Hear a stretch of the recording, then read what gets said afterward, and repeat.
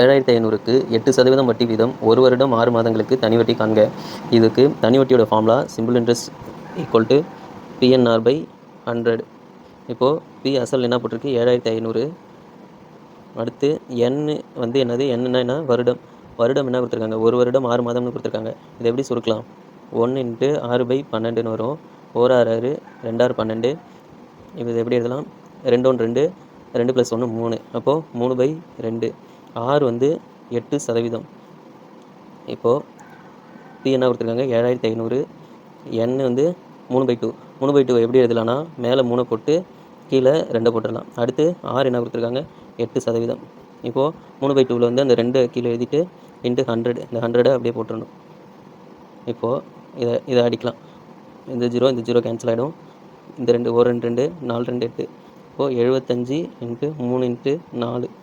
இப்போது 75 × 3 எவ்வளோ, 12. 75 12 மல்டிப்ளை பண்ணோன்னா 900ன்னு வரும். இதுதான் ஆன்சர்.